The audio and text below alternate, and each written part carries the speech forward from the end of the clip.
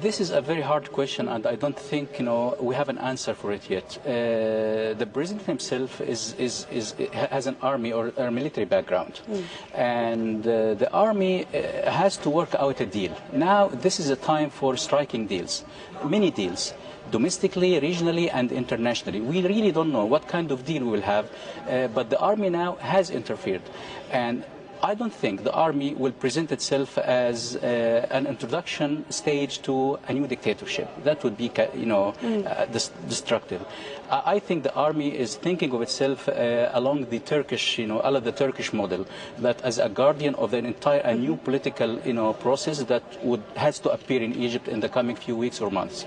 Okay, very interesting. Ibrahim, for the moment, we'll leave it there. We'll come back to you, of course. But we can join now Hassan Hantouche. He's a witness from the town of Sheikh Zawad in northern Sinai. Thank you very much for speaking to us. What are you seeing?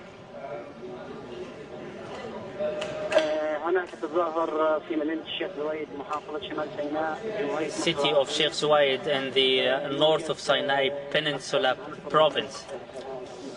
More than 1,400 demonstrators. There were many segments of society. Many of the thugs. There were an exchange of fire. Al-Sheikh Zawad police station was cordoned. More than 7 RPG shells were fired by armored vehicles, about 8 armored vehicles surrounding. As you know, electricity has been cut off from the entire city of Sheikh Zawad in North Sinai Peninsula. The curfew is now in place across the country. Are people abiding by it there? There is no curfew here. I mean, people are not observing the curfew. Demonstrators are taking refuge in the buildings surrounding the police station of Sheikh Zawad. We've seen the army in a number of other cities across Egypt. Are you also seeing military forces there? No, there is no army in Sinai. And as you know, according to the international agreement and Camp David peace accord, we are in a G zone where there is no military deployment here. Okay, thank you very much for updating us there on the situation in Sinai. As we get reports from across the country as to protesters breaking out. These are live pictures from Cairo in the capital.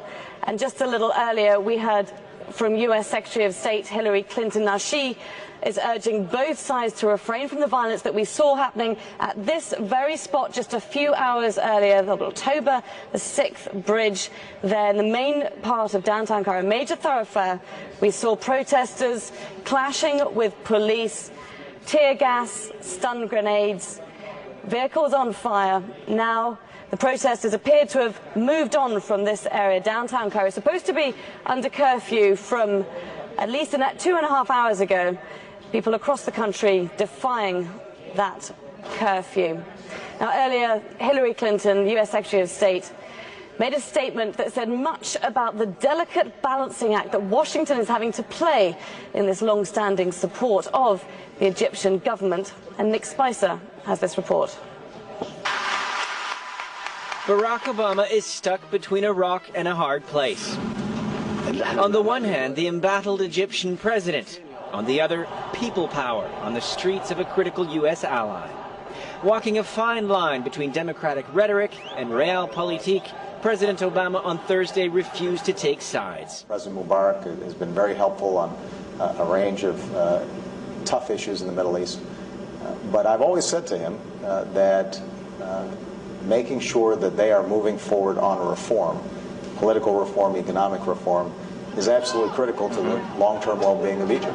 And you can see these pent-up frustrations that are being displayed on the street. On Friday, as dramatic images from Egypt hit the TV screens at the State Department, Hillary Clinton turned up the volume on Mubarak, just by a bit, though. These protests underscore that there are deep grievances within Egyptian society. And the Egyptian government needs to understand that violence will not make these grievances go away. Egypt has been a major military ally of the U.S. since making peace with Israel in 1979. It controls the Suez Canal and so ensures the free flow of oil to Western markets. And the U.S. sees it as an example of moderation in the Arab world and a helpful fixer in dealing with the Israeli-Palestinian conflict. It's also a place where Obama himself gave an important speech praising the universal nature of human rights. You must maintain your power through consent, not coercion. You must respect the rights of minorities and participate with a spirit of tolerance and compromise. You must place the interests of your people and the legitimate workings of the political process above your party. Without these ingredients, elections alone do not make true democracy. In the past, though, the U.S. has not accepted election results in the Mideast it doesn't like, such as when Hamas won a Palestinian election the U.S. insisted take place in 2006.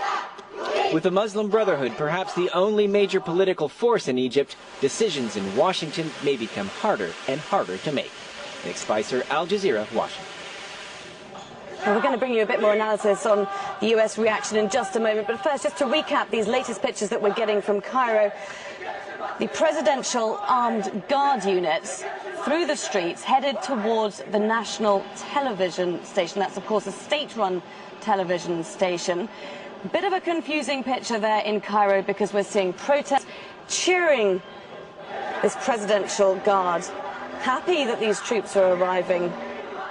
And we will be updating you on what happens there, what happens at the state television station as we get more lines out of Cairo, following events very closely, of course, in the capital, where there's an awful lot of other events going on around the city. We've got the National Democratic Party headquarters on fire, and we've got the National Museum of Antiquities under risk of that fire spreading. So there's an awful lot going on there in the capital. We're keeping you up to speed with events there in Cairo.